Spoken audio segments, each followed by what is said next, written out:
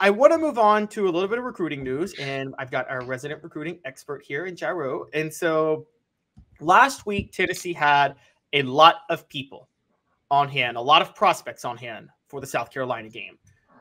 Those prospects got to witness the dark mode uniforms, Neyland Stadium at night, which was so wild that Spencer Rattler thought Tennessee treated it like a Super Bowl because he wasn't used to loud night games, not realizing Neyland Stadium is always loud like that when you're playing an SEC team at home, and that's semi-competitive.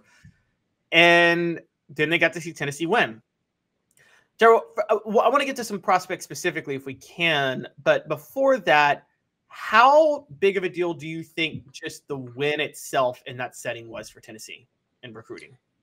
Yeah, I think when you're going to bring recruits out and have a big weekend, that you need to win the football game. And I feel like they won every facet of the game.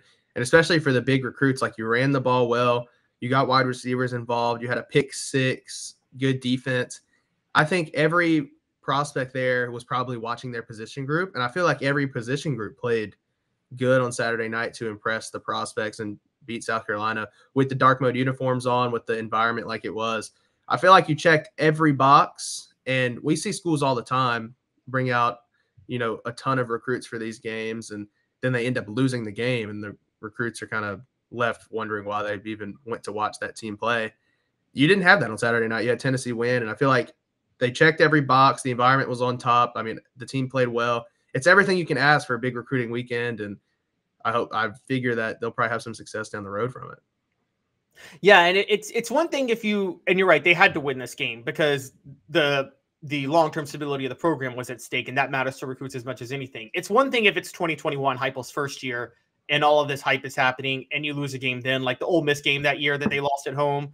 It's one thing if you lose that because it's the first year for Tennessee. It's not really a red flag for program stability long-term. So all you really need to sell at that point is the excitement of the fan base. And you can tell the recruits, yeah, we lost this game, but you're going to be a part of taking it to the next level. It's harder to sell that your third year. So you actually have to win. And particularly winning against South Carolina, which is a crucial recruiting battleground state for Tennessee. I talked about this after Tennessee beat Clemson in the Orange Bowl. Tennessee relied heavily on South Carolina when they were in their heyday. I mean, all four of their starters on their defensive line in 98 came from the state. They need to cash in on Clemson declining as a program, and they need to make sure they need to make it very clear South Carolina is not on their level. And it's even though last year happened, I do think Saturday night, don't you, Jairo, gave a vibe that they let recruits know we are a step above South Carolina in every way.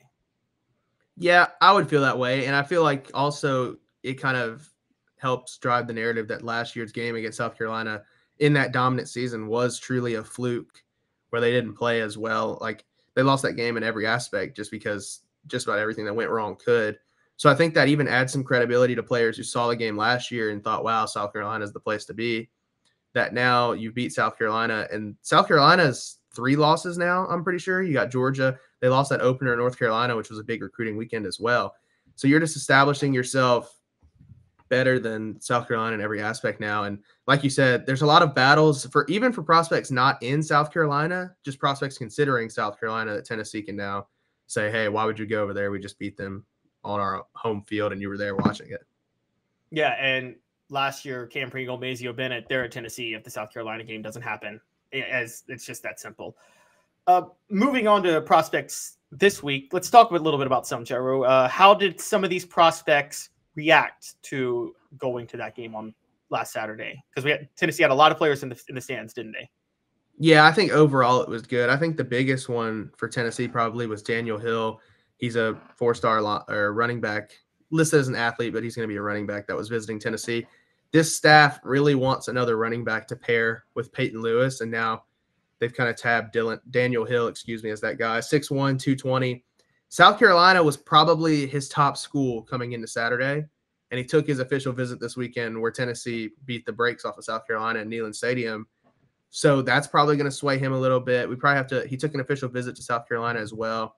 So we'll probably not see his decision until later in the year, but I feel like Tennessee is in a very good standing with him after that game. Got to see the environment. Just everything about that Saturday went well for Tennessee in that aspect. And then your second, he's from Meridian, Mississippi. So he's another guy, Daniel Hill, where you're not competing for a prospect that's in South Carolina, but it's somebody who's considering both schools from an outside place. Your second official visitor was Cam Michael. He's the number 8 athlete in the country, number 139 prospect.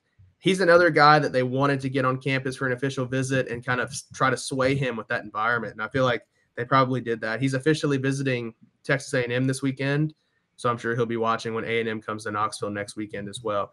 Those are the 2 official visitors, which I feel like are probably the biggest ones. Calhoun, you also had 5-star offensive tackle Jordan Seaton in the stands. He canceled his visit to Oklahoma to be in Knoxville this past weekend.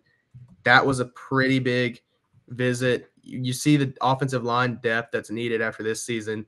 And a lot of that starts with guys. They need to get guys who can come in and play immediately, not guys that need a year or 2 to develop. I feel like Jordan Seaton can be one of those guys that can come in and make an impact. Yeah, and Jordan Seaton, for those who are interested, actually he's originally from Washington, D.C., but he's going to IMG Academy at Bradenton, Florida right now. Josh Heupel, given his success at UCF, has some connections down there, which should be really, really helpful. And you bring up Cam Michael. He's from Statesboro, Georgia, which this is why the South Carolina game was so big. Statesboro, that's not Atlanta area, guys. That's closer to Savannah. It's almost on the South Carolina border where he's from. So if there was any school outside of Georgia that had a pipeline for him, it would be South Carolina or maybe Clemson. Those schools may actually have a bigger pipeline than Georgia did. So it was big for Cam Michael to be in the stands to witness that game. Daniel Hill Meridian, Mississippi is on the Alabama border.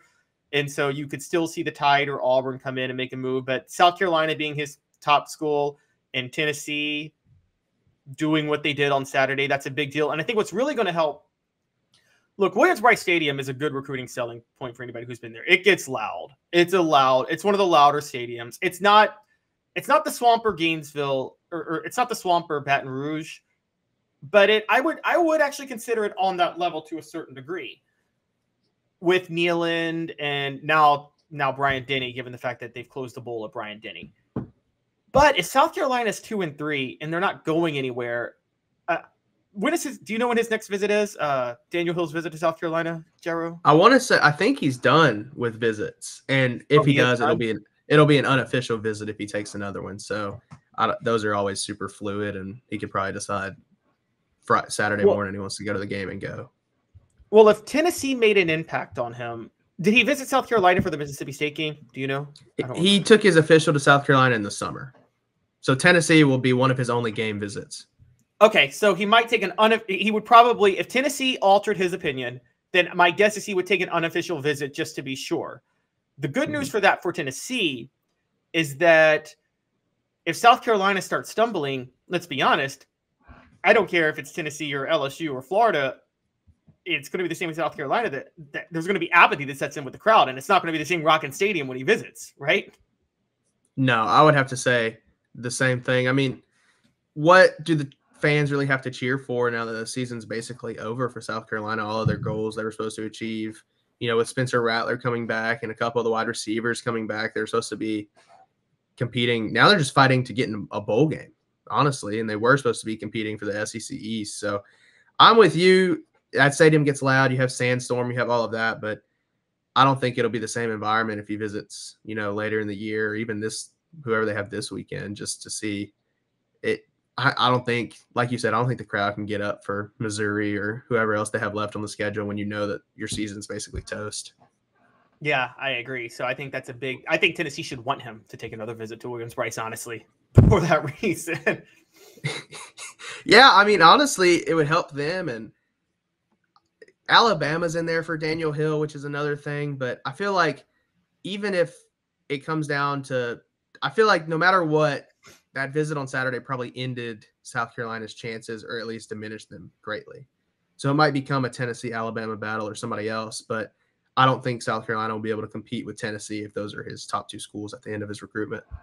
I'm going to tell you something that's hurting Alabama in recruiting when they bring kids for visits for home games. And it's actually starting to hurt Georgia, because what the players do is seeping to the fans.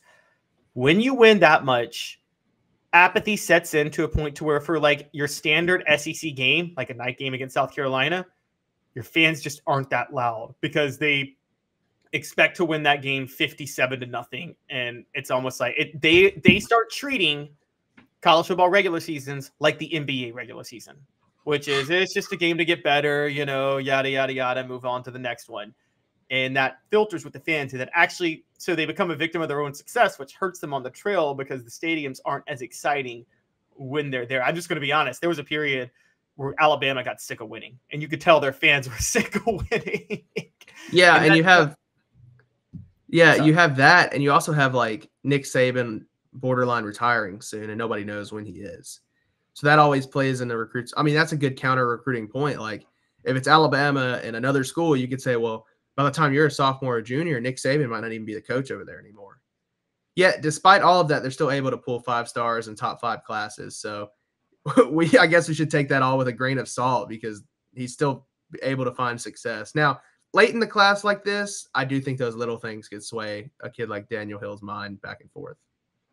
Yeah, I agree. Because the ones that we're thinking about it rationally, which if you think rationally, you commit to Nick Saban because you look at your NFL potential, that those guys make those commitments in the summer, which, by the way, you're not going to commit to South Carolina in the summer for that because there's no proof that Shane Beamer's doing that for you. There's no proof that he's getting you ready for the NFL. But yeah, I agree. And it's in these players at this caliber, once they start becoming fringe 5 stars, NIL is not going to sway them as much because they're looking at they're not dumb enough to sacrifice an NFL career for a few extra $100,000 at playing college ball. They're just not. Yeah, I think it was The Athletic who did a big research like database thing, and they found that 5 stars, whether you go to the worst SEC school or the best SEC school, still are drafted by the highest percentage. So that, I mean, you're right. They're looking at NFL. They're not worried about money, or you would think they're not worried about stuff like that. I'm sure winning championships and going to a winning team obviously plays a role, but also if you're playing on a winning team, then you're probably going to get drafted anyway. So it all kind of goes hand in hand. I agree with you. Yeah, where you get drafted is more important than your NIL because where you get drafted is where it determines your guaranteed contracts in the NFL. And so that's the biggest focus for college athletes is where they get drafted, particularly 5 stars who know they're going.